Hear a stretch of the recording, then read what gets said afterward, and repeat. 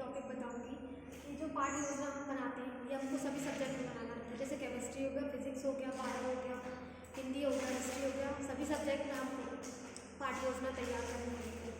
इसमें हम देखेंगे हर्बर्ट के आधार पर पाठ्य योजना की रूपरेखा। हम जो पाठ्य योजना मतलब बनाते हैं वो हर्बर्ट के अनुसार होती है। अब इसको हम जानते हैं। सबसे पहली होती है पाठ्य योजना की क्रम संख्या। तो इसमें जो हम पाठ्य योजना तैयार करते हैं, तो जैसे पहली पाठ्य योजना बना रहे हैं तो हम पहली डालेंगे, दूसरी बना रहे हैं तो दूसरी हम पाठ्य योजना में डालेंगे। फिर उसके बाद दिनांक आता है। दिनांक में हम जिस दिन पाठ्य योजना जो बना रहे हैं, पहली बना रहे हैं तो उस दिन हम यहाँ पर दिनांक डालते हैं।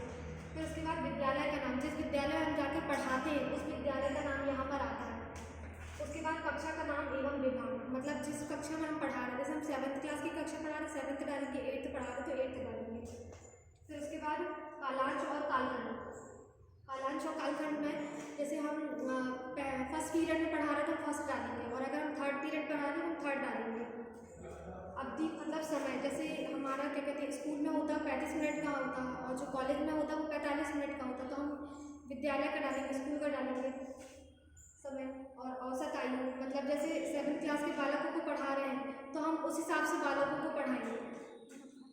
फिर विषय आता है, जैसे हमारा सब्जेक्ट में हिस्ट्री है तो हम हिस्ट्री डालेंगे, इतिहास डालेंगे। उसके बाद उपविषय, जैसे हिस्ट्री के अंदर आता है हिंदी आता है तो हम उपविषय में हिंदी डालेंगे। फिर उसके बाद हम देखते हैं उद्देश्य। उद्देश्य जो होते हैं वो दो प्रकार के होते हैं। पहले एक होता है सामान्य उद्देश्य होता है और दूसरा होता है विशिष्ट उद्देश्य। सामान्य उद्देश्य में हम बालकों को रुचि जागृत करते हैं, उनको सृजनात्मक कार्यों के बारे में बताते हैं, ये सब चीज़ों के बारे में उनको बताते हैं, और चार्ट के माध्यम से भी हम उनको मतलब सिखा सकते हैं। फिर विशिष्ट उद्देश्य में हम बालकों को ये बताते हैं कि हम क्या टॉपिक पढ़ रहे हैं उसके बारे में हम बताते हैं। फिर सहायक सामग्री। सहायक सामग्री में जैसे कि हम जैसे चार्ट का यूज़ करते हैं, पोस्टर का यूज़ करते हैं, मॉडल्स का यूज़ करते हैं, वही सब आती है इसके अंदर। और आवश्यक सामग्री जो हमारे कॉलेज स्कूल में ही रहती है, जैसे हो गया चौक हो गया, डस्टर हो गया, श्याम पाठ हो गया, इसके माध्यम से हम बालकों को पढ़ाते हैं। फिर उसके बाद पूर्व विज्ञान, इसमें हम ये देखते हैं कि बालकों को कितना अभी तक ज्ञान है, विज्ञान कितना है, उस हिसाब से हम पढ़ाते हैं। प्रस्तावना प्रश्न। प्रस्तावना प्रश्न में ये इसमें दो प्रकार के होते हैं। इसमें पहला आता है इसमें हम क्या कहते हैं, इसमें 3 कॉलम होते हैं। पहला नंबर 1 का होता है, फिर उसके बाद छात्र अध्यापक क्रियाएँ होती है, छात्र की क्रियाएँ होती है।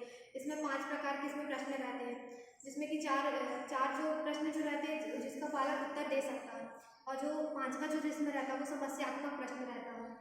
फिर उद्देश्य कथन में हम इसमें बालकों को बताते हैं कि जो हम जो टॉपिक पढ़ रहे हैं उसके बारे में हम उसको बताते हैं कि हमारा जो उद्देश्य है वह क्या है।